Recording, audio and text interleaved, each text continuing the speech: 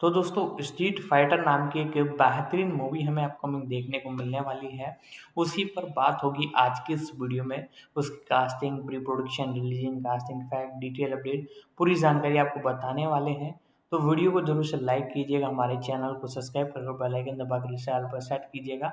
अब इसके बारे में हम जानना चालू करते हैं। गई एक डॉक्यूमेंट्री फिल्म है जो 2002 के न्यूयॉर्क मेयर चुनाव की कहानी कहती है, जिसमें न्यूयॉर्क, न्यू जर्सी के मेयर पद के लिए कोरी बुकर और शार्प जेम्स के बीच। अन्य क्रेडिट में रोरी कैनेडी, कार्यकारी निर्माता; लिज गार्बस, कार्यकारी निर्माता; मैरी मैनहार्ट, अतिरिक्त संपादक; मारिसा कार्पलस, सहयोगी निर्माता; कैथरीन जोन्स, सहयोगी निर्माता; और एडम एटलाइन, कहानी सलाहकार शामिल है। स्ट्रीट फाइट को 2005 के ट्रिबेका फिल्म फेस्टिवल में दिखाया गया था और बाद में इसे 5 जुलाई 2005 को पीबीएस सीरीज पीओवी और 7 मई 2006 को कनाडा में सीबीसी न्यूज वर्ल्ड पर प्रसारित किया गया था। फिल्म को सर्वश्रेष्ठ डॉक्यूमेंट्री फीचर के लिए अकादमी पुरस्कार के लिए नामांकित किया गया था। सार: यह फिल्म एक युवा सामुदायिक कार्यकर्ता और सिटी काउंसिल के सदस्य बुकर द्वारा 16 साल से पद पर आसीन मेयर जेम्स के खिलाफ एक शक्तिशाली राजनीतिक मशीन के साथ मेयर पद के लिए किए गए कठिन संघर्ष का विवरण देती है। यह डॉक्यूमेंट्री बुकर और उनके कई अभियान कार्यकर्ताओं को न्यूयॉर्क की सड़कों पर दरवाजे खटखटाने के शुरुआती दिनों से लेकर अभियान के नाटकीय समापन तक दिखाती है। फिल्म के दौरान बुकर की रहने की स्थिति, नस्ल, जातीयता, धर्म, कामुकता, राजनीतिक संबद्धता और न्यूयॉर्क में स्थिति पर सवाल उठाए जाते हैं। 1998 से 2006 तक बुकर ब्रिक टावर्स में रहता था, जो शहर की सबसे खराब सार्वजनिक आवास इमारतों में से एक है, जिस पर कुछ लोगों ने अपने मतदाताओं द्वारा स्वीकृति के लिए एक रणनीति का आरोप लगाया था। जैसे जैसे चुनाव अभियान आगे बढ़ता है, बुकर को स्पाइक ली, कॉर्नेल वेस्ट और अन्य प्रमुख अफ्रीकी अमेरिकी हस्तियों से समर्थन मिलता है। यह फिल्म न्यूयॉर्क में अल्पसंख्यक समुदायों को परेशान करने वाले कई मुद्दों को प्रकाश में लाती है और बताती है कि कैसे शहर की सरकार इन मुद्दों को स्वीकार करने में विफल रही है। फिल्म नस्ल और काले होने का क्या मतलब है, इस पर भी सवाल उठाती है, क्योंकि शार्प जेम्स बुकर की अफ्रीकी अमेरिकी विरासत और उनके समुदाय की जड़ों पर सवाल उठाते हैं। करी ने फिल्म में जेम्स और शहर के कर्मचारियों, जिनमें पुलिस और कोर प्रवर्तन दोनों शामिल है, द्वारा बुकर के अभियान को विफल करने के भ्रष्ट प्रयासों को कैद किया है, जिसमें बुकर के धन उगाहने वाले स्थानीय व्यवसायों को बंद करना, बुकर का समर्थन करने वाले शहर के कर्मचारियों को पदावनत करना और संघीय न्यायाधीश के स्थायी आदेश का उल्लंघन करते हुए बुकर के संकेतों को ध्वस्त करना शामिल है, जो एक वास्तविक शहरी राजनीतिक सड़क लड़ाई बन जाती है। एक यादगार दृश्य में शहर की पुलिस महापौर का वीडियो बनाने वाले वृत्तचित्र निर्माता पर सार्वजनिक फुटपाथ पर हमला करती है तथा अन्य पत्रकारों के सामने दिनदहाड़े उसके कैमरे का माइक्रोफोन तोड़ देती है। परिणाम: बुकर 2002 में जेम्स को हटाने की कोशिश में असफल रहे। 2006 में जेम्स ने छठे कार्यकाल के लिए चुनाव नहीं लड़ने का फैसला किया और बुकर ने रोनाल्ड राइस को हराया, 70% से अधिक वोट हासिल किए। 1 जुलाई 2006 को बुकर ने नेवार्क के 36वें मेयर के रूप में शपथ ली। बुकर न्यू जर्सी के लिए अमेरिकी सीनेटर बन गए। जुलाई 2007 में जेम्स पर संघीय आरोप लगाए गए। 2008 में उन्हें धोखाधड़ी के 5 मामलों में दोषी ठहराया गया और 27 महीने की जेल की सजा सुनाई गई। 1 जेम्स 8 जनवरी 2008 तक न्यू जर्सी सीनेट में सेवा करते रहे। स्वागत। स्ट्रीट फाइट को सर्वश्रेष्ठ डॉक्यूमेंट्री फीचर के लिए एकेडमी अवार्ड के लिए नामित किया गया था। इसे 22 समीक्षाओं के आधार पर रॉटन टोमाटोज से 100% ताज़ा रेटिंग मिली, जिसका भारित औसत 8.0810 था। साइट की आम सहमति पड़ती है। स्ट्रीट फाइट एक निर्णायक राजनीतिक दौर पर एक गहन जमीनी स्तर की नज़र डालती है, जो समान माप में रोशन, मनोरंजक और प्रेरक साबित होती है। 2 मेटाक्रिटिक पर भी इसे 11 आलोचकों के आधार पर 100 में से 85 का स्कोर मिला है, जो सार्वभौमिक प्रशंसा दर्शाता है। 3. इसे David Denby, the new yorker द्वारा असाधारण कहा गया। 4. जॉन एंडरसन, वैरायटी द्वारा बेहद मनोरंजक। 5. और स्कॉट फाउंडास, एले वीकली द्वारा पहले क्रम का फिल्म निर्माण। 6. पुरस्कार। अकादमी पुरस्कार, सर्वश्रेष्ठ वृत्तचित्र फीचर, नामांकित 7. 8. एमी अवार्ड, समाचार स्टोरी की उत्कृष्ट निरंतर कवरेज, लॉन्ग फॉर्म, नामांकित 9. Tribeca film festival, audience award, विजेता 10.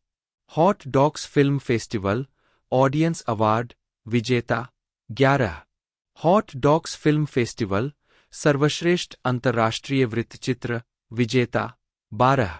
AFI discovery silver dogs film festival, audience award, विजेता 13. एशलैंड इंडिपेंडेंट फिल्म फेस्टिवल, सर्वश्रेष्ठ डॉक्यूमेंट्री, विजेता 14. वॉचडॉग्स मानवाधिकार अंतर्राष्ट्रीय फिल्म महोत्सव, ऑडियंस अवार्ड, विजेता। शिकागो अंतर्राष्ट्रीय फिल्म महोत्सव, टेलीविजन में उत्कृष्टता के लिए पुरस्कार, विजेता। सिने गोल्डन ईगल अवार्ड, विजेता। IDA जैकलीन डोनेट फिल्म निर्माता पुरस्कार, विजेता। IDA विशिष्ट वृत्तचित्र उपलब्धि पुरस्कार, नामांकित। Writers guild of America documentary screenplay पुरस्कार, नामांकित। अमेरिकन लाइब्रेरी एसोसिएशन VRT उल्लेखनीय वीडियो। यह भी देखे। ब्रिक सिटी मेयर बुकर के कार्यकाल के बारे में वृत्तचित्र श्रृंखला। 2014 न्यूयॉर्क मेयर चुनाव। कोरी एंथनी बुकर, जन्म 27 अप्रैल 1969, 1 अमेरिकी राजनीतिज्ञ है जो न्यू जर्सी से वरिष्ठ संयुक्त राज्य सीनेटर के रूप में सेवारत है। यह सीट उन्होंने 2013 से संभाली है। डेमोक्रेटिक पार्टी के सदस्य, बुकर न्यू जर्सी से पहले अफ्रीकी अमेरिकी सीनेटर है। वे 2006 से 2013 तक नेवार्क के 38वें मेयर थे और 1998 से 2002 तक सेंट्रल वार्ड के लिए नेवार्क की नगर परिषद में सेवा की। बुकर का जन्म वाशिंगटन, DC में हुआ था और उनका लालन पालन हैरिंगटन पार्क, न्यू जर्सी में हुआ। उन्होंने स्टैनफोर्ड विश्वविद्यालय में अध्ययन किया, जहां से उन्होंने 1991 में BA और 1 साल बाद मास्टर डिग्री प्राप्त की। उन्होंने येल लॉ स्कूल में जाने से पहले रोड्स स्कॉलरशिप पर क्वींस कॉलेज, ऑक्सफोर्ड में अध्ययन किया। उन्होंने 1998 में नेवार्क की नगर परिषद की एक सीट के लिए अप्रत्याशित जीत हासिल की, 10 दिनों की भूख हड़ताल की और शहर में शहरी विकास के मुद्दों पर ध्यान आकर्षित करने के लिए कुछ समय के लिए एक तंबू में रहे। वह 2002 में मेयर के लिए दौड़े लेकिन मौजूदा शार्प जेम्स से हार गए। वह 2006 में फिर से दौड़े और डिप्टी मेयर रोनाल्ड राइस को हराया। बुकर के पहले कार्यकाल में विकास के तहत किफायती आवास की संख्या दोगुनी हो गई और शहर का बजट घाटा $180 मिलियन से घटकर $73 मिलियन हो गया। उन्हें 2010 में फिर से चुना गया। वह 2013 के विशेष चुनाव में अमेरिकी सीनेट के लिए चुने गए और 2014 और 2020 में फिर से चुने गए। अपने सीनेट कार्यकाल के दौरान बुकर ने महिलाओं के अधिकारों, सकारात्मक कार्रवाई, समलैंगिक विवाह और एकल भुगतानकर्ता स्वास्थ्य सेवा को आगे बढ़ाने वाले कानून लिखे, प्रायोजित किए और उनके लिए मतदान किया। उन्होंने अमेरिका में धन असमानता, विशेष रूप से नस्लीय धन अंतर को दूर करने के लिए आर्थिक सुधारों पर जोर दिया है। बुकर ने आपराधिक न्याय प्रणाली में सुधार, जलवायु परिवर्तन से निपटने और राष्ट्रीय आव्रजन नीति के पुनर्गठन के उपायों का अनुसरण किया है। विदेश नीति में उन्होंने ईरान के खिलाफ करे प्रतिबंधों के लिए मतदान किया है, अफगानिस्तान से अमेरिकी सैनिकों की वापसी के लिए समर्थन व्यक्त किया है और मध्य पूर्व में कूटनीति बढ़ाने के लिए पैरवी की है। वह अटॉर्नी जनरल के उम्मीदवार जेफ सेशंस की 2017 की पुष्टि सुनवाई के दौरान किसी अन्य सीनेटर के खिलाफ गवाही देने वाले पहले सीनेटर थे। बुकर 2020 के अमेरिकी राष्ट्रपति चुनाव में डेमोक्रेटिक नामांकन के लिए उम्मीदवार थे। उन्होंने 13 जनवरी 2020 को अपना अभियान स्थगित कर दिया। 20 अगस्त 2024 को बॉब मेनेंडेज के इस्तीफा देने पर वे न्यू जर्सी के वरिष्ठ सीनेटर बन गए। 3. प्रारंभिक जीवन और शिक्षा। बुकर का जन्म वाशिंगटन, डीसी में हुआ था। वह न्यू जर्सी के हैरिंगटन पार्क में बड़े हुए, जो नेवार्क से 20 मील 32 किलोमीटर उत्तर पूर्व में है। 1. 2. उनके माता-पिता कैरोलिन रोज, नी जॉर्डन और कैरी अल्फ्रेड बुकर पहले अश्वेत IBM अधिकारियों में से थे। 2. 4. 5. बुकर ने कहा है कि उनका पालन-पोषण एक धार्मिक घराने में हुआ और वह और उनका परिवार न्यू जर्सी के एक छोटे से अफ्रीकी मेथोडिस्ट एपिस्कोपल चर्च में जाते थे। 6. बुकर का सिएरा लियोनियन वंश है, जिसे उन्होंने PBS टेलीविजन कार्यक्रम फाइंडिंग योर रूट्स में दिखाए जाने पर सीखा। 7. 3 अप्रैल 2010 को बुकर ने पुनः चुनाव के लिए अपनी उम्मीदवारी की घोषणा की। अपने घोषणा कार्यक्रम में उन्होंने टिप्पणी की कि प्रगति के लिए एकजुट सरकार महत्वपूर्ण थी, यह जानते हुए कि नगर परिषद में उनके समर्थकों को कठिन पुनः चुनाव का सामना करना पड़ा। 32 जीतने के लिए भारी पसंदीदा, बुकर ने पूर्व न्यायाधीश और एसेक्स काउंटी अभियोजक क्लिफोर्ड जे. माइनर और 2 छोटे उम्मीदवारों का सामना किया। 33 34 बुकर को 59% वोट के साथ फिर से चुना गया। 35 कार्यकाल। मेयर के रूप में पदभार ग्रहण करने से पहले बुकर ने जेम्स प्रशासन पर मुकदमा दायर किया, जिसमें 2 पुनर्विकास एजेंसियों के पक्ष में कटरेट भूमि सौदों को समाप्त करने की मांग की गई, जिन्होंने जेम्स के अभियानों में योगदान दिया था और जेम्स को उनके सलाहकार बोर्डों के सदस्य के रूप में सूचीबद्ध किया था। बुकर ने तर्क दिया कि राज्य के पेटूप्ले कानूनों का उल्लंघन किया गया था और भूमि सौदों से शहर को $15 मिलियन से अधिक का राजस्व का नुकसान होगा। विशेष रूप से बुकर ने ब्रॉड और साउथ स्ट्रीट्स पर एक पार्सल का संदर्भ दिया, जो प्रस्तावित भूमि सौदों के तहत केवल $87,000 कमाएगा। फिर भी उस समय की मौजूदा बाजार दरों के तहत इसका मूल्य $3.7 मिलियन था। 36 20 जून 2006 को सुपीरियर कोर्ट के न्यायाधीश पेट्रिसिया कॉस्टेलो ने बुकर के पक्ष में फैसला सुनाया। 37 जून 2006 के अंत में बुकर के पदभार ग्रहण करने से पहले न्यू जर्सी के जांचकर्ताओं ने न्यू जर्सी के 4 राज्य जेलों के अंदर ब्लड्स गिरोह के नेताओं द्वारा उनकी हत्या की साजिश को नाकाम कर दिया। साजिश का मकसद स्पष्ट नहीं था, लेकिन इसे कटु अभियान 38 और बुकर के अभियान के अपराध पर सख्त रुख अपनाने के वादों की प्रतिक्रिया के रूप में वर्णित किया गया था। 38 पहला कार्यकाल।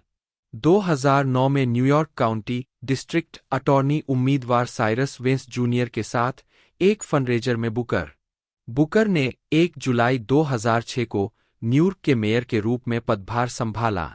39 40 41 पदभार ग्रहण करने के पहले सप्ताह के बाद उन्होंने सुधारों को लागू करने के लिए 100 दिवसीय योजना की घोषणा की।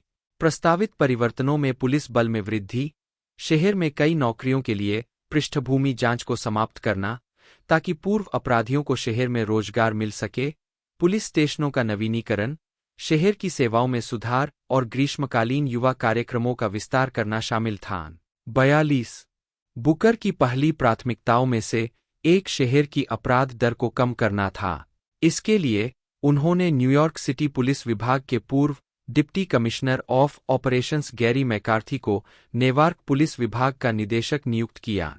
43 अपराध में कमी। बुकर के प्रशासन की इतनी केंद्रीय चिंता थी कि वह और उनकी सुरक्षा टीम नेवार्क की सड़कों पर सुबह 4 बजे तक व्यक्तिगत रूप से गश्त करने के लिए जानी जाती थी। 44 Booker Mayors Against Illegal Guns Coalition के सदस्य थे। 45 एक द्विदलीय समूह जिसका घोषित लक्ष्य सड़कों से अवैध बंदूकें हटाकर जनता को सुरक्षित बनाना था। अक्टूबर 2009 में Brady Center to Prevent Gun Violence ने उन्हें बंदूक हिंसा को कम करने में उनके काम के लिए सारा ब्रैडी विजनरी अवार्ड दिया। 46 उनके मेयर पद के दौरान नेवार्क में अपराध में काफी गिरावट आई, जिसने 2006 से 2008 तक हिंसक अपराध में कमी के मामले में देश का नेतृत्व किया। 44 मार्च 2010 ने नेवार्क में 44 वर्षों में पहला हत्यामुक्त महीना चिह्नित किया। 47। हालांकि 2008 के बाद हत्या और समग्र अपराध दर में फिर से वृद्धि होने लगी। 48, 49, 50, 51 पदभार ग्रहण करने के बाद बुकर ने स्वेच्छा से अपना वेतन 2 बार कम किया। पहली बार मेयर के रूप में अपने पहले वर्ष की शुरुआत में 8% की कटौती की। 52 उन्होंने कई शहर के कर्मचारियों के वेतन भी बढ़ाए। 44 लेकिन उनके प्रशासन ने जुलाई से दिसंबर 2010 तक सभी गैरवर्दीधारी कर्मचारियों के लिए 1 दिन का प्रति माह फर्लो लगाया। साथ ही प्रति वर्ष $1 लाख से अधिक कमाने वाले प्रबंधकों और निदेशकों के लिए 2% वेतन कटौती की। 53 2008 और 2009 में नेवार्क शहर को सरकारी वित्त अधिकारी संघ का विशिष्ट बजट प्रस्तुति पुरस्कार मिला। 54 55 सरकार को अधिक सुलभ बनाने के प्रयास में बुकर ने नियमित रूप से खुले कार्यालय घंटे आयोजित किए, जिसके दौरान शहर के निवासी उनसे मिलकर अपनी चिंताओं पर चर्चा कर सकते थे। 56 2010 में बुकर विश्व मेयर पुरस्कार के फाइनलिस्टों में से थे। 57 वह 2012 के पुरस्कार के लिए भी असफल उम्मीदवार थे। 58 मार्च 2010 में बुकर ने सर्वश्रेष्ठ माइक्रोब्लॉग के लिए सरकारी श्रेणी में शॉर्टी पुरस्कार जीता। 59 जुलाई 2010 में बुकर ने सन वैली, इराहो में एक सम्मेलन में रात्रिभोज में भाग लिया, जहां वे फेसबुक के संस्थापक मार्क जुकरबर्ग के साथ बैठे थे। 60 जुकरबर्ग, जिनका नेवार्क से कोई ज्ञात संबंध नहीं था, ने सितंबर 2010 में घोषणा की कि वह नेवार्क स्कूल प्रणाली को $100 मिलियन का दान दे रहे हैं। द न्यूयॉर्क टाइम्स के अनुसार बुकर और जुकरबर्ग ने नेवार्क के लिए बुकर की योजनाओं के बारे में अपनी बातचीत जारी रखी। 61 प्रारंभिक उपहार शिक्षा के लिए एक फाउंडेशन शुरू करने के लिए किया गया था। उपहार की औपचारिक घोषणा तब की गई जब बुकर, न्यू जर्सी के गवर्नर क्रिस क्रिस्टी और Zuckerberg the Oprah Winfrey show में एक साथ दिखाई दिए। 62 कुछ लोगों ने जुकरबर्ग के दान के समय को उनकी छवि को नुकसान पहुंचाने वाला कदम माना, लेकिन अपने शो में विनफ्रे ने दर्शकों को बताया कि जुकरबर्ग और बुकर महीनों से बातचीत कर रहे थे।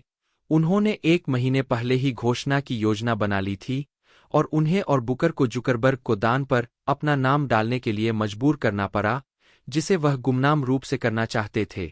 63 10 अक्टूबर 2010 को बुकर ने बचपन के मोटापे के खिलाफ प्रथम महिला मिशेल ओबामा की राष्ट्रीय लेट्स मूव पहल के हिस्से के रूप में लेट्स मूव नेवार्क की स्थापना की। 64 बुकर ने 28 दिसंबर 2010 को राष्ट्रीय ध्यान आकर्षित किया, जब एक मतदाता ने ट्विटर पर उनसे अनुरोध किया कि वे अपने बुजुर्ग पिता के घर पर किसी को भेजकर उनके ड्राइवे को साफ करें क्योंकि वे खुद ऐसा करने का प्रयास करने वाले थे। बुकर ने ट्वीट करके जवाब दिया, मैं खुद ही यह करूंगा, वह कहाँ रहता है। अन्य लोगों ने स्वेच्छा से मदद की, जिसमें एक व्यक्ति ने ट्विटर पर अपनी मदद की पेशकश की और 20 मिनट बाद बुकर और कुछ स्वयंसेवक आए और उस व्यक्ति के ड्राइवे को साफ किया। 65 66 बुकर ने ओल्ड टप्पन के northern valley regional high school से स्नातक की उपाधि प्राप्त की, जहां उन्होंने वर्सिटी फुटबॉल खेला और 1986 के USA today all USA high school football team में उनका नाम आया। उन्होंने 1991 में राजनीति विज्ञान में कला स्नातक और 1992 में समाजशास्त्र में कला में स्नातकोत्तर की उपाधि के साथ स्टैनफोर्ड विश्वविद्यालय से स्नातक की उपाधि प्राप्त की। उन्होंने स्टैनफोर्ड के लिए टाइट एंड में फुटबॉल खेला और ब्रैड मस्टर और एड मैककैफरी के साथ टीम के साथी थे। 8 जिससे ऑल पैसिफिक 10 अकादमिक टीम बनी। उन्हें सीनियर क्लास का अध्यक्ष चुना गया। 9 10 इसके अलावा बुकर ने the bridge peer counselling centre चलाया, जो एक छात्र द्वारा संचालित संकट हॉटलाइन थी, और कैलिफोर्निया के ईस्ट पालो ऑल्टो में युवाओं के लिए स्टैनफोर्ड के छात्रों से मदद का आयोजन किया। 11 बुकर को 1994 में यूनाइटेड स्टेट्स के इतिहास में डिग्री हासिल करते हुए द क्वींस कॉलेज, ऑक्सफोर्ड में अध्ययन करने के लिए रोड्स छात्रवृत्ति से सम्मानित किया गया था। 10 ऑक्सफोर्ड में बुकर ने ऑक्सफोर्ड यूनिवर्सिटी एलचेम सोसाइटी के अध्यक्ष के रूप में कार्य किया। 12 उन्होंने 1997 में येल लॉ स्कूल से अपना जूरिस डॉक्टर प्राप्त किया और न्यू हेवन, कनेक्टिकट के कम आय वाले निवासियों के लिए मुफ्त कानूनी क्लिनिक संचालित किए। येल में बुकर चाई सोसाइटी, अब शब्ताई, के संस्थापक सदस्य थे। 13 वह big brothers big sisters of America के साथ बिग ब्रदर भी थे और national black law students association में सक्रिय थे। 14 न्यूयॉर्क नगर परिषद लॉ स्कूल से स्नातक होने के बाद नेवार्क में वकालत के काम और नगर परिषद के लिए दौड़ पर विचार करते हुए बुकर येल में अपने अंतिम वर्ष के दौरान शहर में रहे। 15 स्नातक होने के बाद उन्होंने न्यूयॉर्क में शहरी न्याय केंद्र के लिए स्टाफ वकील और नेवार्क युवा परियोजना के कार्यक्रम समन्वयक के रूप में कार्य किया। 16 1998 में बुकर ने नेवार्क की नगर परिषद की एक सीट के लिए एक अप्रत्याशित जीत हासिल की, जिसमें उन्होंने 4 बार के वर्तमान सदस्य जॉर्ज ब्रांच को हराया। 17 खुले में नशीली दवाओं की तस्करी और उससे जुड़ी हिंसा की समस्याओं की ओर ध्यान आकर्षित करने के लिए उन्होंने 10 दिनों की भूख हड़ताल की, एक तंबू में और बाद में शहर के नशीली दवाओं की तस्करी वाले क्षेत्रों के पास एक मोटर होम में रहे। 18 बुकर ने परिषद की पहलों का भी प्रस्ताव रखा, जिसका असर आवास, युवा लोगों, कानून और व्यवस्था और सिटी हॉल की दक्षता और पारदर्शिता पर पड़ा। न्यूयॉर्क के मेयरल अभियान कोरी बुकर ने न्यूयॉर्क अभियान के लिए साइन किया। 2002 चुनाव यह भी देखे 2002 न्यूयॉर्क मेयर चुनाव 9 जनवरी 2002 को बुकर ने काउंसिलमैन के रूप में फिर से चुनाव लड़ने के बजाय न्यूयॉर्क के मेयर के लिए अपने अभियान की घोषणा की। 2021 इसने उन्हें लंबे समय से पद पर आसीन शार्प जेम्स के खिलाफ खड़ा कर दिया। जेम्स, जिन्होंने लगातार 4 बार आसानी से चुनाव जीता था, ने बुकर को एक वास्तविक खतरे के रूप में देखा और कीचड़ उछालकर जवाब दिया। एक अभियान कार्यक्रम में जेम्स ने उन्हें एक रिपब्लिकन कहा जिसने के और तालिबान से पैसे लिए, जो न्यूयॉर्क पर कब्जा करने के लिए यहूदियों के साथ सहयोग कर रहा है। 22 अभियान में जेम्स के समर्थकों ने बुकर की उपनगरीय पृष्ठभूमि पर सवाल उठाया, उन्हें एक कालीन व्यापारी कहा जो शहर को समझने के लिए काफी काला नहीं है। 23 अभियान के दौरान बुकर ने गैरलाभकारी संगठन नेवार्क नाउ की स्थापना की। 25 2006 चुनाव यह भी देखे 2006 न्यूयॉर्क मेयर चुनाव। यह लेख कोरी बुकर के बारे में एक श्रृंखला का हिस्सा है। राजनीतिक पद चुनावी इतिहास न्यूयॉर्क, न्यू जर्सी के मेयर, महापालिकाध्यक्ष का पद चुनाव 2,22,62,10। न्यू जर्सी से अमेरिकी सीनेटर चुनाव 2013 विशेष 2014-2020 पहला कदम अधिनियम 2020 राष्ट्रपति अभियान। पृष्ठांकन वृत्तचित्र सड़क की लड़ाई शहर कोरी बुकर के हस्ताक्षर VTE 11 फरवरी 2006 को बुकर ने घोषणा की कि वह फिर से मेयर पद के लिए चुनाव लड़ेंगे। 26 हालांकि जेम्स ने फिर से चुनाव लड़ने के लिए कागजी कार्रवाई दायर की, लेकिन इसके तुरंत बाद उन्होंने घोषणा की कि वह राज्य सीनेटर के रूप में अपने काम पर ध्यान केंद्रित करने के लिए अपनी बोली रद्द कर देंगे, एक पद जिसके लिए उन्हें 1999 में चुना गया था। 27 जेम्स के आग्रह पर उप महापौर रोनाल्ड राइस ने महापौर के लिए चुनाव लड़ने का फैसला किया। 28 बुकर के अभियान ने $6 मिलियन से अधिक जुटाए, जो राइस के 25 से 1 से अधिक खर्च थे, जिसके लिए राइस ने उन पर हमला किया। बुकर ने बदले में राइस पर जेम्स का राजनीतिक साथी होने का आरोप लगाया। 29-30 बुकर ने 9 मई के चुनाव में 72% वोट के साथ जीत हासिल की। नगर परिषद के उनके उम्मीदवारों की सूची, जिसे बुकर टीम के रूप में जाना जाता है, ने परिषद चुनावों में जीत हासिल की, जिससे बुकर को शहर की सरकार का दृढ़ नेतृत्व मिला। 20 दिसंबर 2012 को बुकर ने घोषणा की कि वह 2014 के चुनाव में फ्रैंक लॉटेनबर्ग द्वारा कब्जाए गए यूएस सीनेट सीट के लिए दौड़ने का पता लगाएंगे, जिससे यह अटकलें समाप्त हो गईं कि वह 2013 के गवर्नर चुनाव में गवर्नर क्रिस क्रिस्टी को चुनौती देंगे। 89 11 जनवरी 2013 को बुकर ने एक अभियान समिति बनाने के लिए कागजात दाखिल किए। 90 बिना यह घोषणा किए कि वह दौड़ेंगे या नहीं। 91 लगभग एक महीने बाद, लॉटेनबर्ग तब 89 वर्ष के थे, ने घोषणा की कि वह 2014 में फिर से चुनाव नहीं लड़ेंगे। 92 3 जून को वायरल निमोनिया से लॉटेनबर्ग की मृत्यु हो गई। 5 दिन बाद बुकर ने 2013 के विशेष चुनाव में लॉटेनबर्ग की सीट के लिए दौड़ने के अपने इरादे की घोषणा की। बुकर ने 2 कार्यक्रमों में अपनी उम्मीदवारी की घोषणा की, एक नेवार्क में और दूसरा विलिंगबोरो में। 93 13 अगस्त 2013 को बुकर को लगभग 59% वोट के साथ डेमोक्रेटिक प्राइमरी का विजेता घोषित किया गया। 16 अक्टूबर को उन्होंने आम चुनाव में रिपब्लिकन स्टीव लोंगन को 54.9% से 44.0% से हराया। 94 बुकर 2004 में बराक ओबामा के बाद सीनेट के लिए चुने जाने वाले पहले अफ्रीकी अमेरिकी थे। 95 96 97 98 अपनी जीत से एक रात पहले उन्होंने रब्बी मेनाचेम एम श्नेरसन की कब्र पर जाकर प्रार्थना की और अपने पिता की याद में एक मोमबत्ती जलाई। 99 100 बुकर ने 30 अक्टूबर को नेवार्क के मेयर पद से इस्तीफा दे दिया। 101 और 31 अक्टूबर को न्यू जर्सी से जूनियर अमेरिकी सीनेटर के रूप में शपथ ली।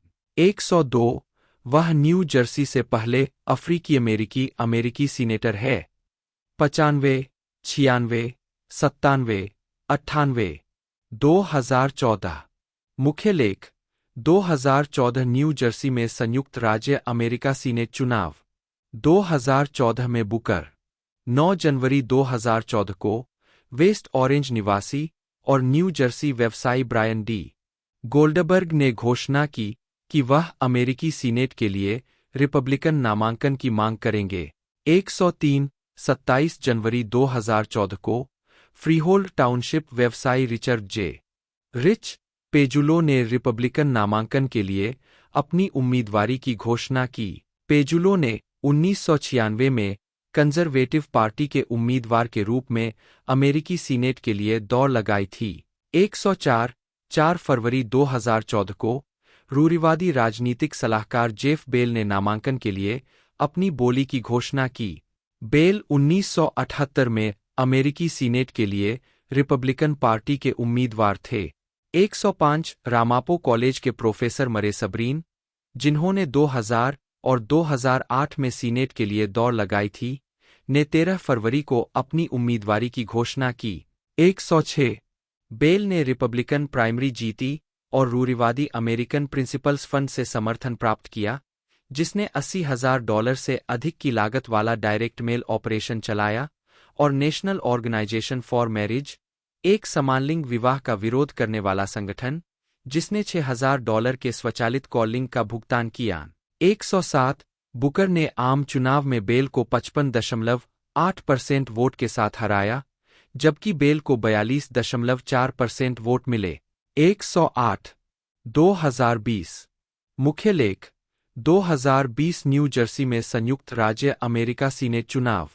अपने पुनर्मिलन अभियान में बुकर का सामना रिपब्लिकन उम्मीदवार रिक मेहता से हुआ, जो एक फार्मास्यूटिकल कार्यकारी और वकील है। 10-9 चुनाव मुख्य रूप से मेल-इन मतपत्रों द्वारा आयोजित किया गया था, जैसा कि कोविड-19 महामारी के जवाब में गवर्नर फिल मर्फी द्वारा अनिवार्य किया गया था। 110 बुकर और मेहता ने न्यू जर्सी ग्लोब द्वारा प्रायोजित एक आभासी बहस में भाग लिया, जिसमें उन्होंने ट्रंप प्रेसिडेंसी, कोविड-19 लॉकडाउन, एमी कोनी बैरेट के सुप्रीम कोर्ट में नामांकन और प्रणालीगत नस्लवाद सहित मुद्दों पर बहस की। 111 112 3 नवंबर के आम चुनाव में बुकर ने मेहता को 57% से 41% से हराया। 113 कार्यकाल बुकर जज मेरिक गारलैंड के साथ 2016 नवंबर 2013 में बुकर ने रोजगार गैरभेदभाव अधिनियम के लिए सहप्रायोजित और मतदान किया। 114 दिसंबर 2013 में वह बॉब मेनेंडेज के परमाणु हथियार मुक्त ईरान अधिनियम 2013 के मूल सहप्रायोजकों में से एक थे, जो ईरान के खिलाफ प्रतिबंधों को सख्त करेगा। 115 उन्होंने वित्तीय वर्ष 2014 के लिए राष्ट्रीय रक्षा प्राधिकरण अधिनियम 116 और 2013 के द्विदलीय बजट अधिनियम के लिए भी मतदान किया। 117 जनवरी 2014 में उन्होंने विवाह अधिनियम के लिए सम्मान का सह प्रायोजित किया। 118 फरवरी 2014 में बुकर ने संघीय कृषि सुधार और जोखिम प्रबंधन अधिनियम 2013 के खिलाफ मतदान किया। 119 मार्च में बुकर ने आम जमीन खोजने के लिए सीनेट में अपने प्रत्येक रिपब्लिकन सहयोगियों के साथ मिलने का वादा किया। 120 2016 के राष्ट्रपति चुनाव से पहले बुकर ने डेमोक्रेटिक नामांकन के लिए हिलेरी क्लिंटन का समर्थन किया। उन्हें प्राथमिक चुनाव के दौरान और आम चुनाव शुरू होने के समय संभावित उपराष्ट्रपति पद का उम्मीदवार माना जा रहा था, हालांकि उन्होंने 16 जून को कहा कि उनकी जांच नहीं की जा रही है। 121 चुनाव के बाद, जिसमें डोनाल्ड ट्रंप ने क्लिंटन को हराया, बुकर ने 11 जनवरी 2017 को अटॉर्नी जनरल के उम्मीदवार जेफ सेशंस के खिलाफ गवाही दी। कैबिनेट पद की पुष्टि की सुनवाई के दौरान किसी मौजूदा सीनेटर द्वारा दूसरे के खिलाफ गवाही देने का पहला उदाहरण। 122 बुकर ने न्यू जर्सी के अपने साथी सीनेटर बॉब मेनेंडेज का समर्थन किया जब मेनेंडेज को संघीय भ्रष्टाचार और रिश्वतखोरी के आरोपों पर मुकदमे का सामना करना पड़ा। मुकदमे के दौरान बुकर मेनेंडेज के चरित्र गवाह थे और उन्होंने उनकी बहुत प्रशंसा की। 123 न्यायाधीश द्वारा गलत मुकदमा घोषित किए जाने के बाद बुकर ने तर्क दिया कि अभियोजकों को मेनेंडेज पर फिर से मुकदमा नहीं चलाना चाहिए। 124 जब मेनेंडेज फिर से चुनाव के लिए दौड़े, तो बुकर ने मेनेंडेज की प्रशंसा करते हुए कहा कि वह बॉब मेनेंडेज के लिए बहुत आभारी है और मुझे उनके साथ काम करने और उनके साथ खड़े होने का मौका मिला। 125 बुकर ने भ्रष्टाचार के आरोपों को कमतर आंकते हुए कहा कि उन पर इस तरह की कीचड़ उछालने की कोशिश जारी रखने से यह नहीं टिकेगा। जब सरकार ने ऐसा करने की कोशिश की थी, तब भी यह नहीं टिक पाया था और अब भी नहीं टिकना चाहिए। अक्टूबर 2011 में बुकर ने लेट्स मूव नेवार्क कार्यक्रम का विस्तार किया और इसमें let's move Newark our power को शामिल किया, जो सार्वजनिक स्वास्थ्य अधिवक्ता जेफ हेलेवी द्वारा संचालित नेवार्क पब्लिक स्कूल के छात्रों के लिए 4 महीने की फिटनेस चुनौती थी। 12 अप्रैल 2012 को बुकर ने एक महिला को घर में लगी आग से बचाया। इस प्रक्रिया में उसके हाथ धुएं में चले गए और उसके हाथ दूसरे दर्जे के जल गए। नेवार्क फायर चीफ जॉन सेंटनी ने कहा कि बुकर के कार्यों ने संभवतः महिला की जान बचाई। 68 अक्टूबर 2012 के अंत में तूफान सैंडी ने न्यू जर्सी और न्यूयॉर्क के तटवर्ती क्षेत्रों के अधिकांश हिस्से को नष्ट कर दिया। बुकर ने बिजली और इसी तरह की सेवाओं के बिना रहने वाले नेवार्कवासियों को अपने घर में खाने और सोने के लिए आमंत्रित किया। 69 फरवरी 2013 में एक ट्विटर पोस्ट का जवाब देते हुए बुकर ने एक घबराए हुए घटक को उसकी प्रेमिका को प्रपोज करने में मदद की। 70 बुकर ने जनवरी 2013 में एक कुत्ते को ठंड के तापमान से बचाया और जुलाई 2013 में एक अन्य कुत्ते को पिंजरे में छोड़ दिया था। 71 20 नवंबर 2012 को न्यूयॉर्क सिटी काउंसिल की एक बैठक में हाथापाई हुई, जिसमें बुकर ने भाग लिया था। 73 9 सीटों वाली परिषद को नवनिर्वाचित अमेरिकी प्रतिनिधि डोनाल्ड एम पायने जूनियर द्वारा खाली की गई सीट के उत्तराधिकारी पर वोट करना था। परिषद में बुकर के विरोधियों, जिनमें रास बराका भी शामिल थे, ने पूर्व मेयर शार्प जेम्स के बेटे जॉन शार्प जेम्स को नियुक्त करने की मांग की, जबकि बुकर और उनके समर्थक शैनिक स्पाइट के पक्ष में थे। बुकर ने कोरम की कमी या बराबर वोट की स्थिति से निपटने के लिए बैठक में भाग लिया, जिसमें राज्य कानून उन्हें निर्णायक वोट देने की अनुमति देगा। कार्यवाहक परिषद के अध्यक्ष एनीबेल रामोस जूनियर द्वारा बराका को परिषद को संबोधित करने का मौका देने से इनकार करने के बाद बराका और 2 अन्य परिषद सदस्य विरोध में चले गए। बुकर ने स्पाइट के पक्ष में निर्णायक वोट डाला। बुकर ने मतदान के बाद मीडिया से बात करने से इनकार कर दिया। 73-74 दिसंबर 2012 में न्यू जर्सी के पूरक पोषण सहायता कार्यक्रम एसएनएपी के बारे में एक घटक के साथ चर्चा के बाद बुकर ने 1 सप्ताह की चुनौती शुरू की जिसमें प्रति सप्ताह $30 के खाद्य बजट पर रहने का प्रयास किया गया, वह राशि जो उन्होंने कहा कि न्यू जर्सी ने एसएनएपी प्राप्तकर्ताओं को भुगतान किया। 75 जब आलोचकों ने नोट किया कि एसएनएपी कार्यक्रम का नाम ही दर्शाता है कि इसका उद्देश्य किसी व्यक्ति के भोजन के बजट को पूरक करना है, न कि इसका एकमात्र स्रोत होना, तो बुकर ने जवाब दिया कि उनका उद्देश्य इस वास्तविकता के बारे में चर्चा को बढ़ावा देना था कि कई अमेरिकी जीवित रहने के लिए पूरी तरह से खाद्य टिकटों पर निर्भर है।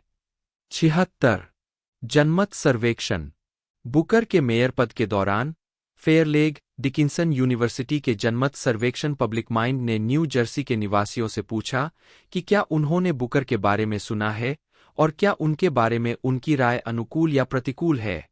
परिणाम ये थे।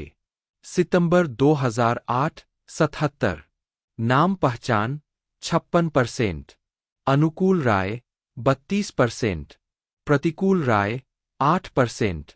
अप्रैल 2009 78 नाम पहचान 62%, अनुकूल राय 39%, प्रतिकूल राय 10%।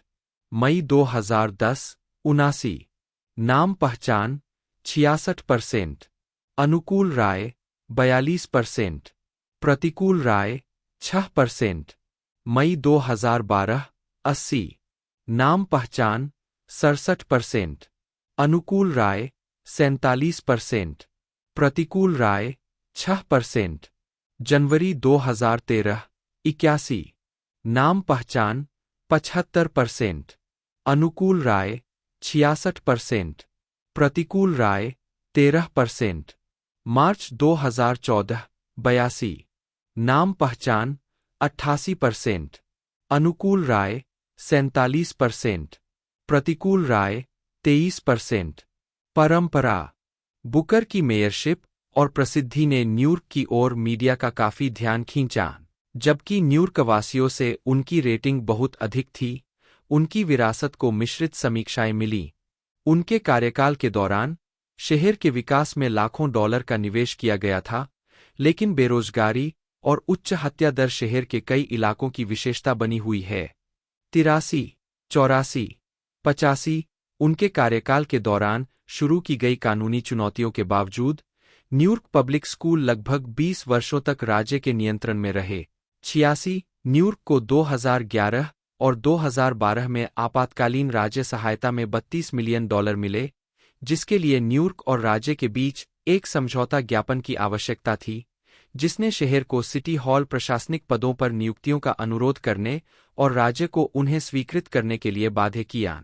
87 मेयर रहते हुए बुकर ने एक साक्षात्कार में दावा किया कि न्यूयॉर्क की बेरोजगारी दर में 2% अंकों की गिरावट आई है।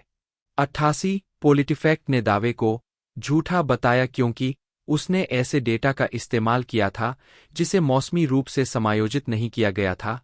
समायोजित दर 0.7% अंक थी।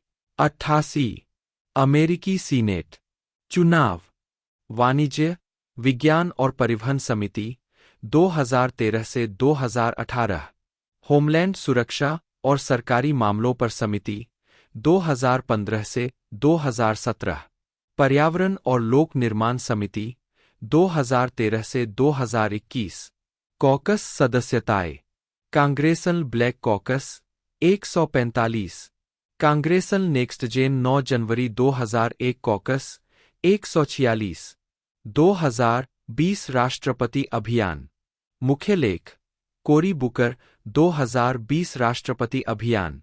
राष्ट्रपति अभियान के लिए लोगो बुकर कैलिफोर्निया के सैन फ्रांसिस्को में राष्ट्रपति पद के लिए प्रचार कर रहे हैं। 1 फरवरी 2019 को बुकर ने 2020 के राष्ट्रपति चुनाव में संयुक्त राज्य अमेरिका के राष्ट्रपति पद के लिए डेमोक्रेटिक नामांकन के लिए अपने अभियान की घोषणा की। उनकी घोषणा से पहले यह व्यापक रूप से अनुमान लगाया गया था कि वह राष्ट्रपति पद के लिए दौड़ेंगे, लेकिन उन्होंने इसके बारे में अनिश्चितता व्यक्त की। 147 बुकर द्वारा अपनी उम्मीदवारी की घोषणा के एक महीने के भीतर governor Phil Murphy, 148 Bob Menendez, 149 और न्यू जर्सी के प्रतिनिधि सभा के हर डेमोक्रेटिक सदस्य ने उनका समर्थन किया। 150 बुकर ने 13 अप्रैल को नेवार्क में एक अभियान किक रैली की। 151 पहले 5 डेमोक्रेटिक पार्टी के राष्ट्रपति पद की बहसों के लिए अर्हता प्राप्त करने के बाद वह दिसंबर 2019 में छठी बहस में भाग लेने के लिए मतदान सीमा को पूरा करने में विफल रहे। 152 154 राजनीतिक पद। मुख्य लेख कोरी बुकर के राजनीतिक पद। बुकर को उदार और प्रगतिशील डेमोक्रेट कहा जाता है। 155 156 एक सीनेटर के रूप में उनके पास एक उदार मतदान रिकॉर्ड है। 136 157 जुलाई 2013 के सैलून साक्षात्कार में बुकर ने कहा, प्रगतिशील राजनीति के उस क्षेत्र में ऐसा कुछ भी नहीं है जहां आप मुझे नहीं पाएंगे। 158 सितंबर 2013 में द ग्रियो के साथ एक साक्षात्कार में जब उनसे पूछा गया कि क्या वह खुद को प्रगतिशील मानते हैं, तो उन्होंने कहा कि वह एक डेमोक्रेट और एक अमेरिकी है। 159 ह्यूमेन सोसाइटी के अनुसार बुकर का साल दर साल सीनेट में सबसे अधिक पशु कल्याण के पक्ष में मतदान रिकॉर्ड रहा है। 160 बुकर ने सीनेटर शूमर और विडेन के साथ मिलकर मई 2024 में cannabis administration and opportunity act का अनावरण किया। बुकर आर्थिक समृद्धि सुनिश्चित करने के लिए दीर्घकालिक घाटे में कमी के प्रयासों, जलवायु परिवर्तन से निपटने के लिए केप और व्यापार कराधान और शिक्षा के लिए वित्त पोषण में वृद्धि का समर्थन करते हैं। 161 उन्होंने संघीय नौकरी की गारंटी और बेबी बॉन्ड, कम जोखिम वाले बचत खाते जो नाबालिगों को 18 साल की उम्र में मिलते हैं, बनाने के पक्ष में बात की है। 136 सीनेट में उन्होंने नस्लीय और सामाजिक न्याय के मुद्दों पर जोर दिया है। 136 उन्होंने फर्स्ट स्टेप एक्ट, एक द्विदलीय आपराधिक न्याय सुधार विधेयक को पारित करने के प्रयास में अग्रणी भूमिका निभाई। 136 वह ड्रग्स पर युद्ध को समाप्त करने और भांग के वैधीकरण का समर्थन करते हैं। 162 163 बुकर गर्भपात के अधिकार और सकारात्मक कार्रवाई का समर्थन करते हैं। 159 164 165 वह LGBTQ+ अधिकारों का समर्थन करते हैं। 2022 में विवाह अधिनियम के सम्मान के लिए मतदान करते हैं। 166 बुकर एकल भुगतानकर्ता स्वास्थ्य देखभाल योजना का भी समर्थन करते हैं। सितंबर 2017 में वह बर्नी सैंडर्स और 14 अन्य सहप्रायोजकों के साथ कांग्रेस को मेडिकेयर फॉर ऑल बिल नामक एकल भुगतानकर्ता स्वास्थ्य देखभाल योजना प्रस्तुत करने में शामिल हुए। 167 विदेश नीति के मामले में बुकर अफगानिस्तान में अमेरिका की भागीदारी को कम करने का समर्थन करते हैं और सीरिया में हस्तक्षेप का विरोध करते हैं। 168 169 अप्रैल 2017 में सीरिया पर अमेरिकी हमले के बाद उन्होंने बिना किसी स्पष्ट योजना के या कांग्रेस से प्राधिकरण के सैन्य कार्रवाई की आलोचना की थी। 170 वह इजरायल फिलिस्तीनी संघर्ष के लिए दो राज्य समाधान का समर्थन करते हैं। बुकर ने कहा है कि ईरान अमेरिकी और इजरायली सुरक्षा के लिए सीधा खतरा है और उन्हें लगता है कि संघर्ष से निपटने के लिए सभी विकल्प सामने होने चाहिए। 168 लेकिन ईरान परमाणु समझौते की रूपरेखा का समर्थन करने के उनके फैसले। 171 ने कुछ यहूदी मतदाताओं और समर्थकों के साथ उनके दीर्घकालिक संबंधों को नुकसान पहुंचाया। 172 नुकसान को कम करने के प्रयास में उन्होंने यहूदी नेताओं के लिए एक आपातकालीन शिखर सम्मेलन शुरू किया जिसमें उनके कुछ पुराने समर्थक शामिल नहीं हुए। 171 172 173 एक प्रगतिशील के रूप में उनकी प्रतिष्ठा के बावजूद प्रतिवादियों ने कई मौकों पर बुकर की आलोचना की है।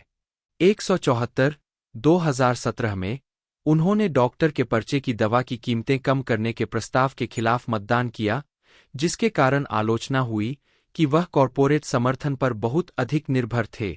175 2021 में द अमेरिकन प्रॉस्पेक्ट ने बुकर और बॉब मेनेंडेज की आलोचना की, क्योंकि उन्होंने क्रिस्टीन ओहरने को एक संघीय न्यायाधीश के रूप में सिफारिश की थी, जबकि उन्होंने अपने करियर का अधिकांश समय नियोक्ताओं को भेदभाव और यौन उत्पीड़न के दावों का बचाव करने में बिताया था, और एक स्कूल का इस आरोप के खिलाफ बचाव किया था कि उसके तैराकी कोच ने 13 से 19 साल की लड़की का यौन शोषण किया था। 176 2018 में पॉलिटिको ने बुकर को senator Kamala Harris, Kirsten Gillibrand, Elizabeth Warren और बर्नी सैंडर्स के साथ हेल्नो कॉकस का हिस्सा नामित किया, जब उन्होंने प्रशासनिक नौकरियों के लिए अपने ट्रंप के नामांकितों को विफल करने के लिए भारी मतदान किया, जिसमें रेक्स टिलरसन, बेत्सी डेवोस और माइक पोम्पियो शामिल है। सभी सीनेटरों को संभावित 2020 के राष्ट्रपति पद के दावेदार माना जाता था। 127 और बाद में सभी पांचों ने 2020 के राष्ट्रपति अभियान शुरू किए, जो प्राइमरी में जो बिडेन से हार गए, जिन्होंने फिर हैरिस को अपने साथी के रूप में चुना। 22 अक्टूबर 2023 को इजराइल में इजरायली रक्षा मंत्री योआव गैलेंट के साथ बुकर। अप्रैल 2018 में जब एफबीआई ने ट्रंप के निजी वकील के होटल के कमरे और दफ्तरों पर छापा मारा, तो Michael Cohen, Booker, Chris Coons, Lindsey Graham और थॉम टिलिस ने राष्ट्रपति ट्रंप की विशेष वकील रॉबर्ट मुलर को निकालने की क्षमता को सीमित करने के लिए नया कानून पेश किया। Special council independence and integrity act नाम दिया गया। यह कानून किसी भी विशेष वकील, इस मामले में मुलर को, बर्खास्त किए जाने के 10 दिनों के भीतर त्वरित न्यायिक समीक्षा प्राप्त करने की अनुमति देगा, ताकि यह निर्धारित किया जा सके कि बर्खास्तगी उपयुक्त थी या नहीं। यदि नहीं, तो विशेष वकील को बहाल कर दिया जाएगा। उसी समय द हिल के अनुसार बिल नियमों को संहिताबद्ध करेगा कि एक विशेष वकील को केवल न्याय विभाग के एक वरिष्ठ अधिकारी द्वारा ही बर्खास्त किया जा सकता है, जबकि लिखित में कारण बताना होगा। 128 5 सितंबर 2018 को सीनेट न्यायपालिका समिति की ब्रेट कावंग, सुप्रीम कोर्ट में सेवानिवृत्त एसोसिएट जस्टिस एंथनी कैनेडी की जगह लेने के लिए ट्रंप द्वारा नामित के लिए पुष्टि की सुनवाई के दौरान, बुकर ने कावंग से समिति गोपनीय के रूप में चिह्नित ईमेल की एक श्रृंखला पर सवाल किया, जो जॉर्ज डब्ल्यू बुश के राष्ट्रपतित्व के दौरान व्हाइट हाउस वकील के कार्यालय में कावंग के समय से संबंधित है। ईमेल, जिसे बुकर के कार्यालय ने अगले दिन जनता के लिए जारी किया, कावंग और वकील के कार्यालय के अन्य लोगों को आतंकवाद का मुकाबला करने के साधन के रूप में नस्लीय प्रोफाइलिंग पर चर्चा करते हुए दिखाता है, विशेष रूप से 9/11 के बाद। बुकर ने कहा कि वह दस्तावेजों को जारी करने में सीनेट के नियमों का उल्लंघन कर रहे थे, जिसमें सीनेट से संभावित निष्कासन सहित दंड शामिल था। 129 130 बुकर ने रिलीज को शायद मेरे जीवन में मैं स्पार्टाकस हूं पल के सबसे करीबी के रूप में वर्णित किया, 1960 की फिल्म स्पार्टाकस की एक पंक्ति का जिक्र करते हुए।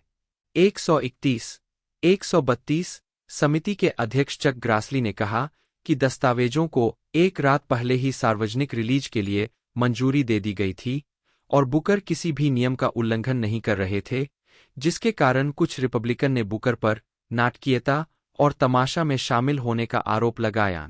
133 सुप्रीम कोर्ट के न्यायाधीश क्लेरेंस थॉमस ने अगले हफ्ते टिप्पणियों में बुकर का मजाक उड़ाया और कहा, सम्मानी, अगर हम उस शब्द का इस्तेमाल अधिक लोगों के बारे में कर सकते हैं जो सार्वजनिक जीवन में है, जो लोग वास्तव में स्पार्टाकस के बजाय पुष्टिकरण सुनवाई में सवाल पूछते हैं।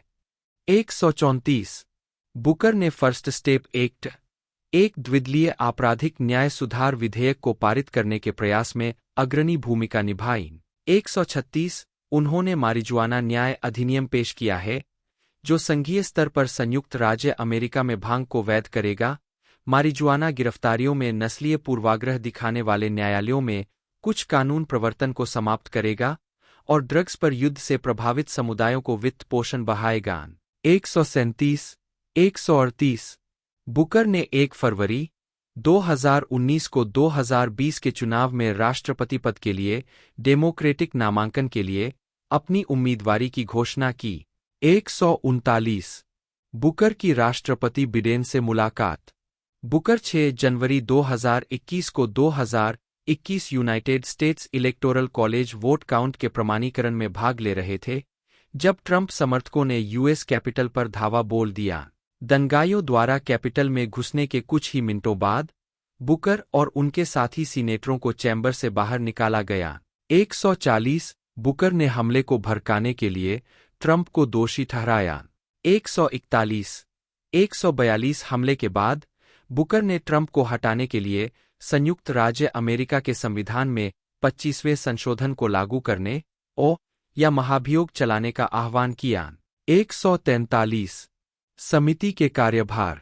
मौजूदा कृषि, पोषण और वानिकी समिति।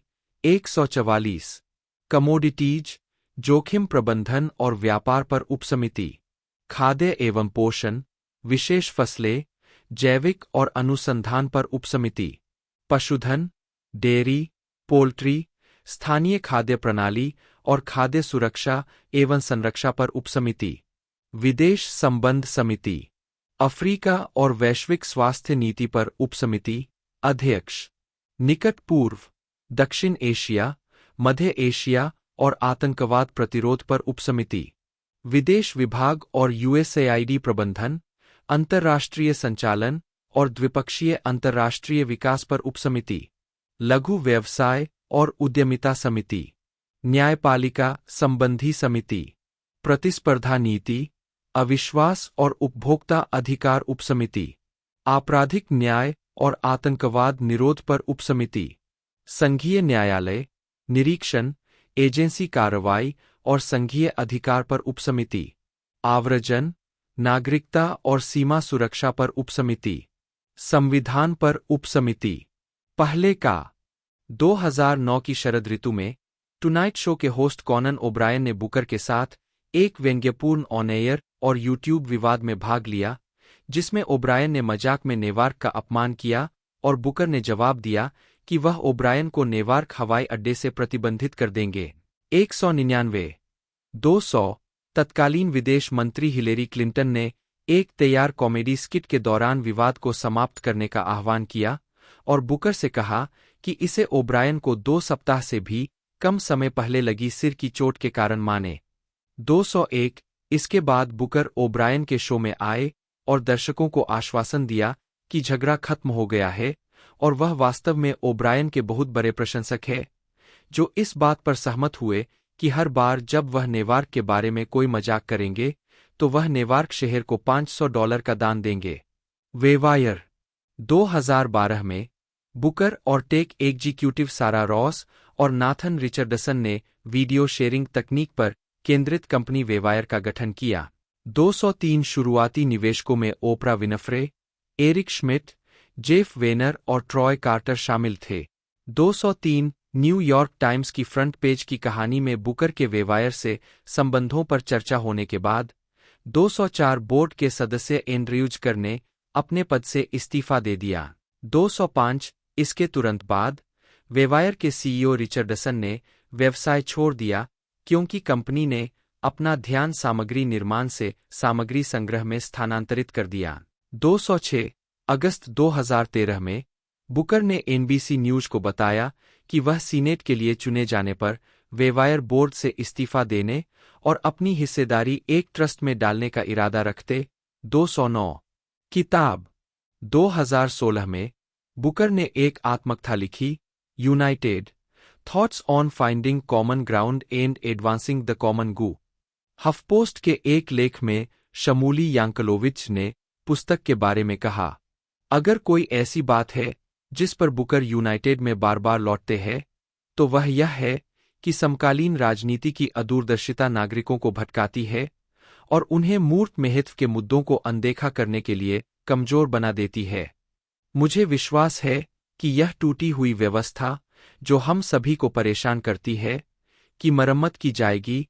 बुकर पुस्तक के अंत में लिखते हैं, पहले के बिंदु को दोहराते हुए, सीनेटर बुकर के काम को इसी तरह की राजनीतिक पुस्तकों से अलग करने वाली बात यह है कि यह विपरीत पक्षपातपूर्ण धारणा के विरोधियों को नीचे लाने के बजाय प्रवचन को ऊपर उठाने का प्रयास करता है। 210 व्यक्तिगत जीवन। बुकर अपने पुराने मित्र गेल किंग के साथ 2011। बुकर नियमित रूप से व्यायाम करते हैं और 1992 से शाकाहारी है, जब वे ऑक्सफोर्ड विश्वविद्यालय में छात्र थे। 211 वे शराब से परहेज करते हैं और उनकी कोई ज्ञात बुराई या लत नहीं है, पुस्तकों को छोड़कर। 212 213 2014 में बुकर ने शाकाहारी आहार का अभ्यास करना शुरू किया। 214 211 और उन्होंने अपने शाकाहारी नैतिक दर्शन और जानवरों के लिए वकालत व्यक्त की है। 215 जून 2016 तक बुकर ने न्यूयॉर्क में मेट्रोपॉलिटन बैप्टिस्ट चर्च में पूजा की। 216 1992 में बुकर ने स्टैनफोर्ड डेली के लिए अपने कॉलम में बताया कि 15 साल की उम्र में नए साल की पूर्व संध्या पर एक दोस्त को चूमते हुए वह उसके स्तन तक पहुंच गया। उसने एक बार उसका हाथ दूर धकेल दिया और फिर वह अपने निशान तक पहुंच गया। कॉलम में यौन संबंधों के प्रति बुकर के बदलते नजरिए और कैसे तिरछे नजरिए बलात्कार की ओर ले जाते हैं का वर्णन किया गया था। 217 डेली कॉलर और फॉक्स न्यूज ने सितंबर 2018 में कवानुग की पुष्टि की सुनवाई के दौरान कॉलम को उठाया। 218 1998 से 2006 तक बुकर ब्रिक टावर्स में रहता था, जो न्यूयॉर्क के सेंट्रल वार्ड में एक संकटग्रस्त आवास परिसर था।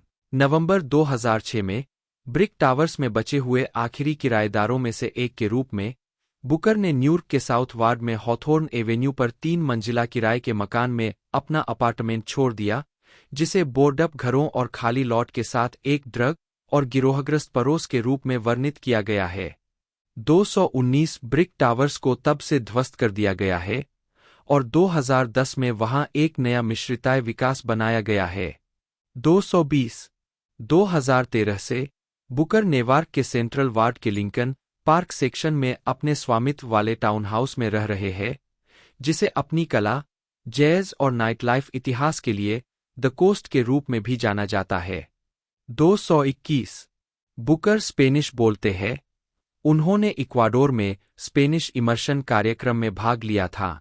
222 223 224 2020 में बुकर को पता चला कि वह और मनोरंजनकर्ता रूपॉल चचेरे भाई है, जब दोनों TV show Finding Your Roots में दिखाई दिए। 225 नवंबर 2022 में बुकर ने थेरानोस की संस्थापक एलिजाबेथ होम्स के लिए संघीय न्यायाधीश को उनकी सजा की सुनवाई से पहले समर्थन और उदारता का एक पत्र लिखा। पत्र में बुकर ने कहा कि होम्स इस उम्मीद पर कायम है कि वह दूसरों के जीवन में योगदान दे सकती है और गलतियों के बावजूद वह दुनिया को एक बेहतर जगह बना सकती है। 226 रिश्ते। बुकर की कभी शादी नहीं हुई और 2013 में उन्हें टाउन एंड कंट्री के टॉप 40 बैचलर्स में से एक नामित किया गया था। 213 हालांकि उन्होंने आमतौर पर अपने निजी जीवन को निजी रखने की कोशिश की है, बुकर ने अतीत में खुद को एक सीधे पुरुष के रूप में संदर्भित किया है और कहा है कि वह किसी के साथ घर बसाने की उम्मीद में अधिक डेट करने की कोशिश कर रहे हैं। 227 उन्हें कवि क्लियो वेड के साथ रोमांटिक रूप से जोड़ा गया है। 228 मार्च 2019 में अभिनेत्री रोसारियो डॉसन ने TMZ को पुष्टि की कि वह बुकर के साथ रिश्ते में थीं। 229 उनका रिश्ता फरवरी 2022 में समाप्त हो गया। 230 231 1992 में स्टैनफोर्ड डेली में एक कॉलम में बुकर ने स्वीकार किया कि किशोरावस्था में उन्हें समलैंगिकों से नफरत थी। 232 233 वह खुद समलैंगिक होने की अफवाहों का लक्ष्य रहे हैं और आमतौर पर सिद्धांत रूप से इन पर बात करने से इनकार कर दिया है, जैसा कि उन्होंने 2013 में स्पष्ट किया था, क्योंकि मैं लोगों को उनके समलैंगिकता विरोध पर चुनौती देना चाहता हूं। मुझे ट्विटर पर यह देखना बहुत अच्छा लगता है जब कोई कहता है कि मैं समलैंगिक हूं और मैं कहता हूं तो अगर मैं हूं तो इससे क्या फर्क पड़ता है? ऐसा ही हो। मुझे उम्मीद है कि आप मुझे वोट इसलिए नहीं दे रहे हैं क्योंकि आप यह अनुमान लगा रहे हैं कि मैं सीधा हूं। 2009 में बराक ओबामा के संयुक्त राज्य अमेरिका के राष्ट्रपति बनने के बाद बुकर को शहरी मामलों के नए व्हाइट हाउस कार्यालय का नेतृत्व करने की पेशकश की गई। उन्होंने नेवार्क के प्रति प्रतिबद्धता का हवाला देते हुए इस प्रस्ताव को ठुकरा दिया। 44 टैमी डकवर्थ, डीआईएल, अल फ्रैंकेन, डीएमएन और कोरी बुकर, डीएनजे। बुकर ने 12 मई 2012 को विवाद खड़ा कर दिया था जब वह ओबामा के पुनर्निर्वाचन अभियान के प्रतिनिधि के रूप में मीट द प्रेस में आए थे और उस अभियान की आलोचना करते हुए टिप्पणी की थी। 177 बुकर ने कहा कि बैन कैपिटल में रिपब्लिकन राष्ट्रपति पद के उम्मीदवार मिट रोमनी के रिकॉर्ड पर हमले दोनों तरफ से मेरे लिए घिनौने थे। यह अमेरिकी जनता के लिए घिनौना है। बहुत हो गया। निजी इक्विटी पर हमला करना बंद करें। जेरेमिया राइट पर हमला करना बंद करें। 177 रोमनी अभियान ने ओबामा के खिलाफ टिप्पणियों का इस्तेमाल किया। 178 बुकर ने अनुवर्ती टिप्पणियां करते हुए स्पष्ट किया कि उनका मानना था कि बैन में रोमनी के रिकॉर्ड पर ओबामा के हमले वैध थे, लेकिन उन्होंने सामान्य तौर पर निजी इक्विटी पर हमला करने के बारे में अपनी बात वापस नहीं ली। 179 संबद्धता और सम्मान।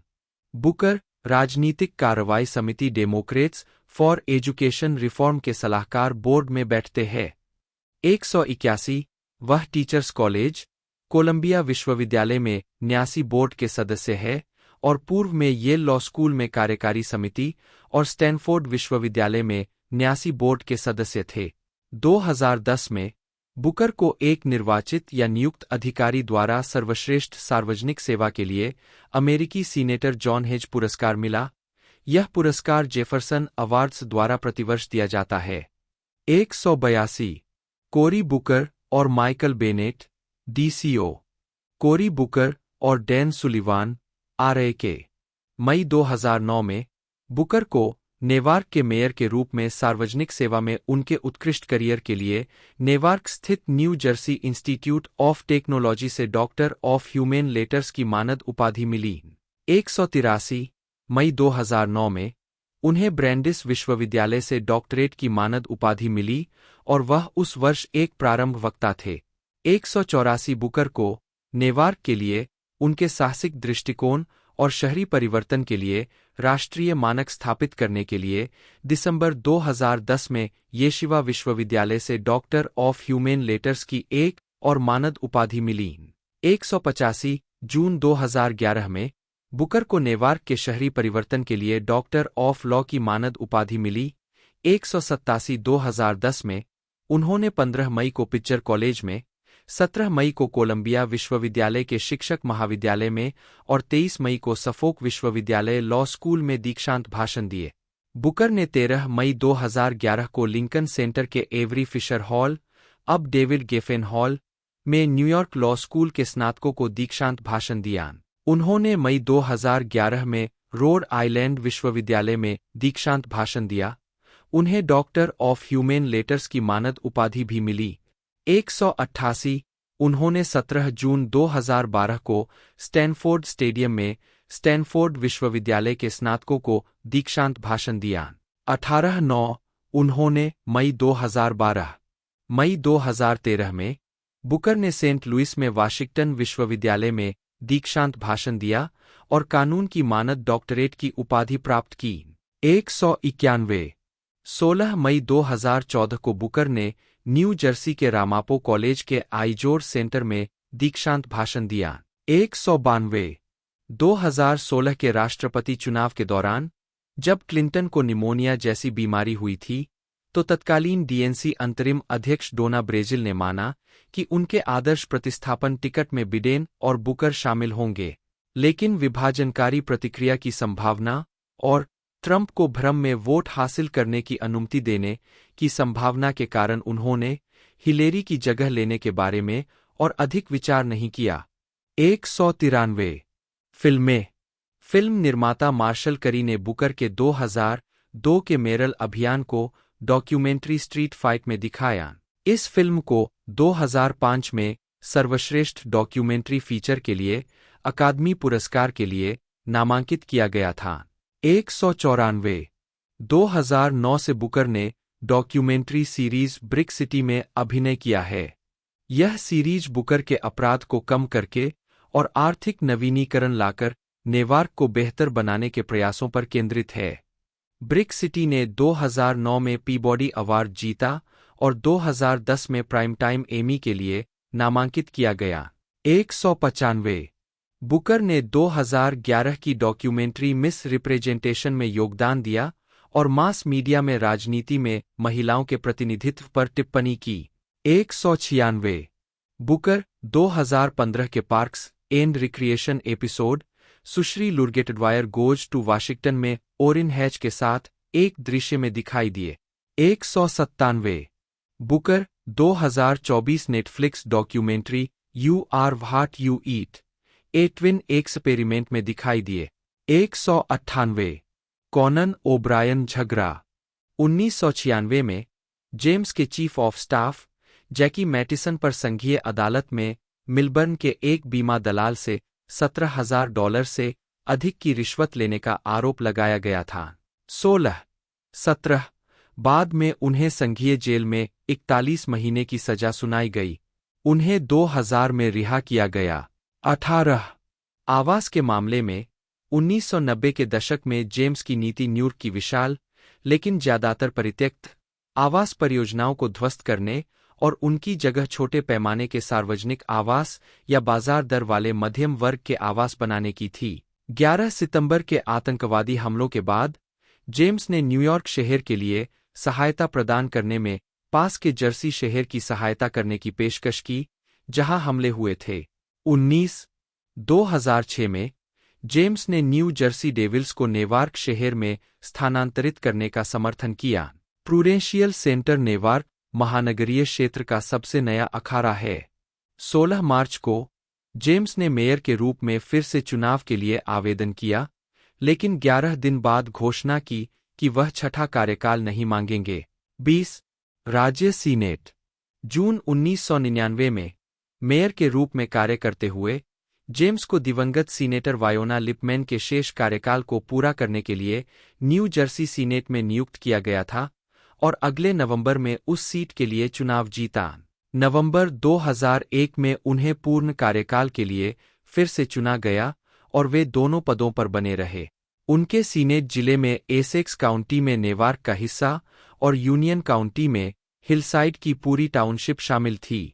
2002 से 2003 तक जेम्स ने सीनेट के सहायक डेमोक्रेटिक नेता के रूप में कार्य किया और 2004 से 2005 तक उन्होंने बर्नार्ड केनी के अधीन सहायक सीनेट बहुमत नेता के रूप में कार्य किया।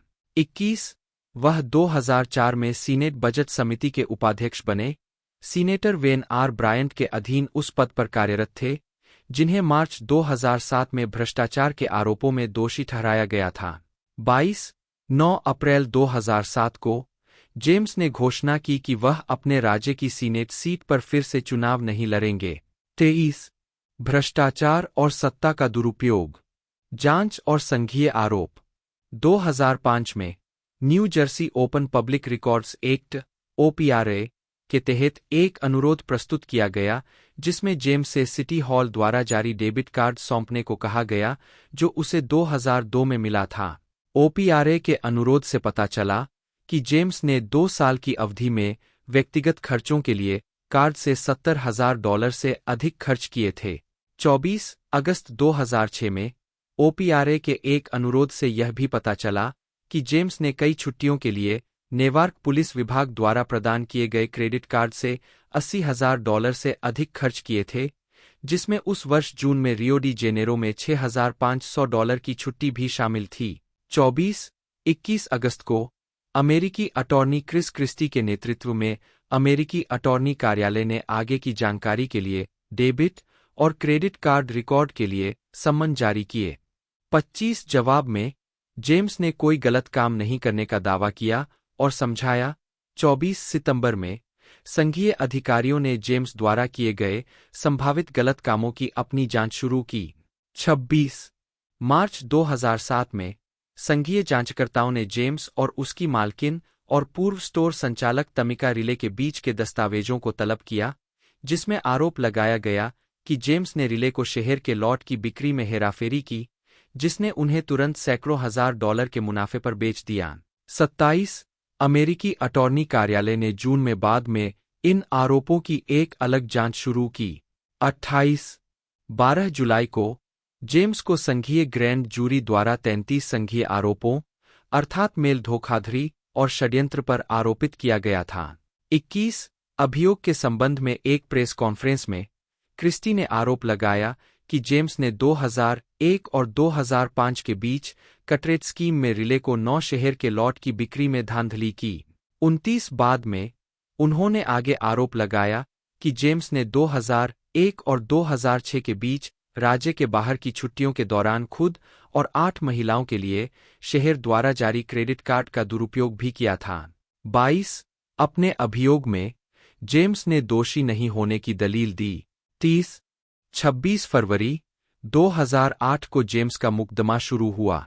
31 उनके वकीलों ने कहा कि जेम्स ने संघीय कानून का उल्लंघन नहीं किया है।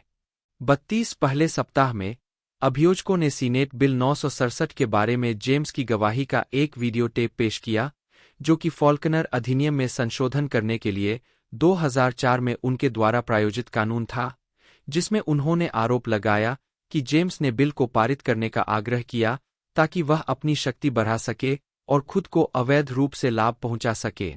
बचाव पक्ष ने प्रतिवाद किया कि जेम्स एक सीनेटर के रूप में अपनी क्षमता में उचित रूप से कार्य कर रहा था और उसे प्रतिरक्षा का आनंद लेना चाहिए था।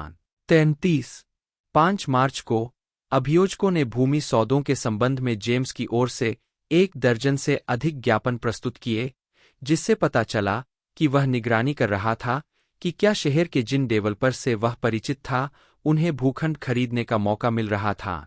34 इसे साबित करने के लिए अभियोजकों ने जेम्स की लंबे समय से सचिव रोज मैरी पोसेला को बुलाया, जिन्होंने गवाही दी कि जेम्स अपने नेवार्क सिटी हॉल कार्यालय में डेवलपर्स के साथ नियमित रूप से मिलते थे।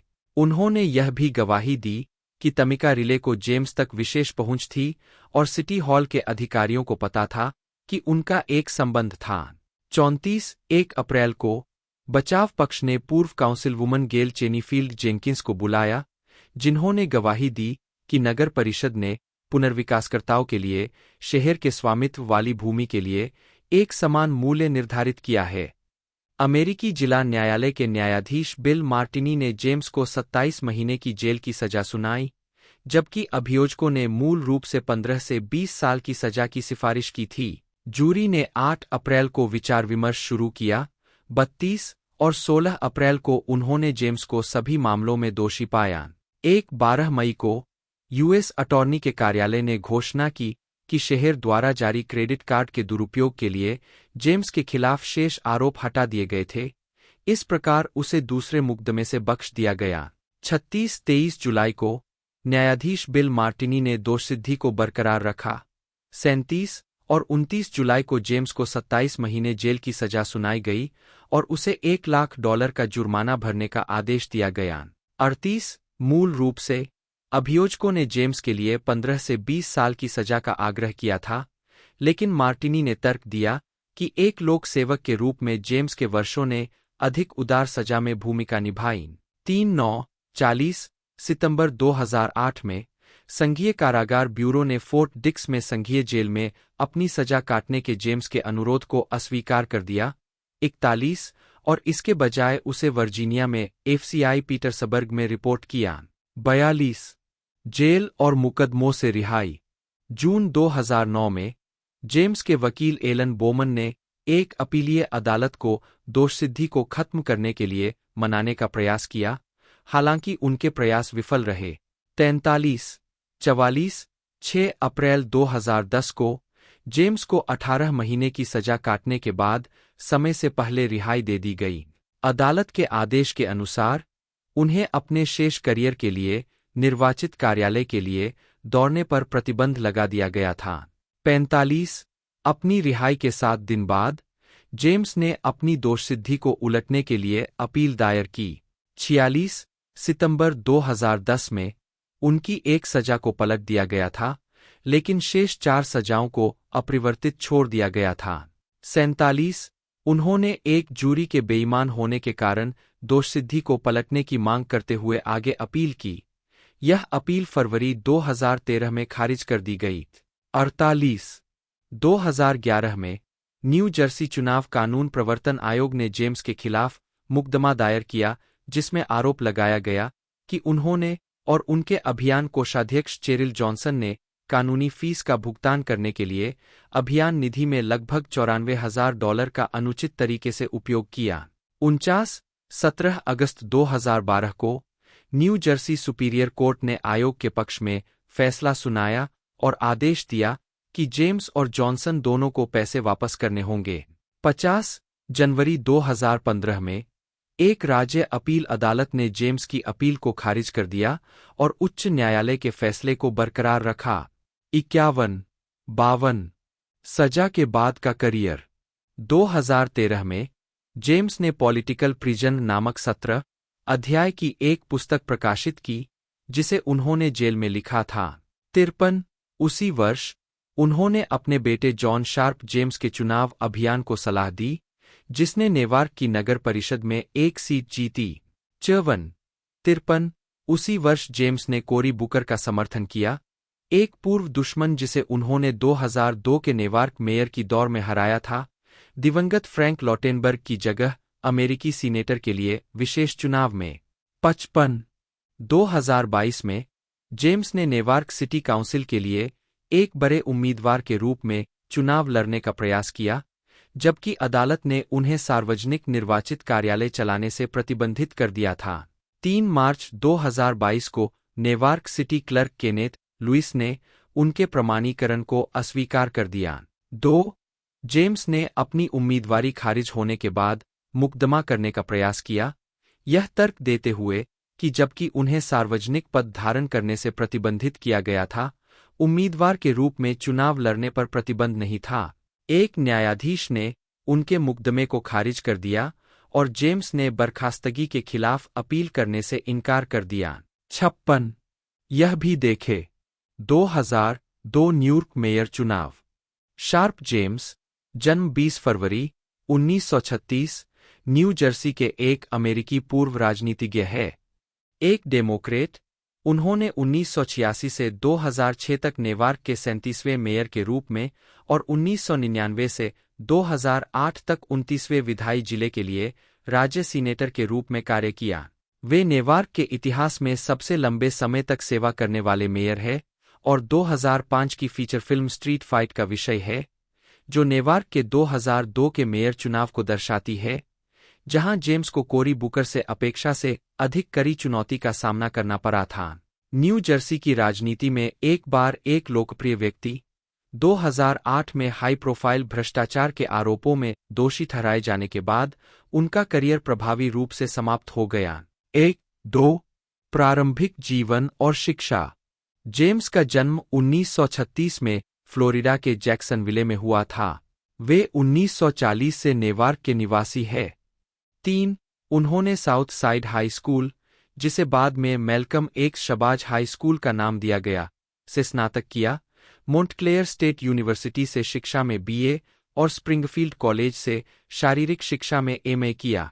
4 उन्होंने उस स्कूल से 1961 का फिजियोलॉजी विभाग पुरस्कार प्राप्त किया और बाद में Washington State University, Columbia University और रटगर्स यूनिवर्सिटी से स्नातकोत्तर की पढ़ाई पूरी की। उन्होंने जर्मनी में अमेरिकी सेना के साथ भी काम किया।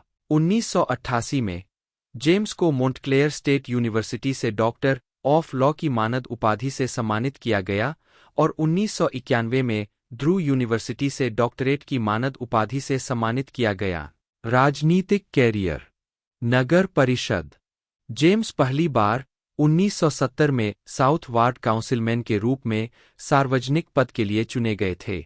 1974 में उन्हें अपने एकमात्र प्रतिद्वंद्वी को 10 से 1 अंतर से हराकर परिषद में फिर से चुना गया। 6. उन्हें 1978 में तीसरे कार्यकाल के लिए चुना गया था और 1982 में वे एक बड़ी सीट के लिए चुने गए पहले वार्ड काउंसिलमैन बने। 7. एक काउंसिलमैन के रूप में उन्होंने न्यू जर्सी के अश्वेत और हिस्पैनिक प्रतिनिधिमंडल की अध्यक्षता की। 8.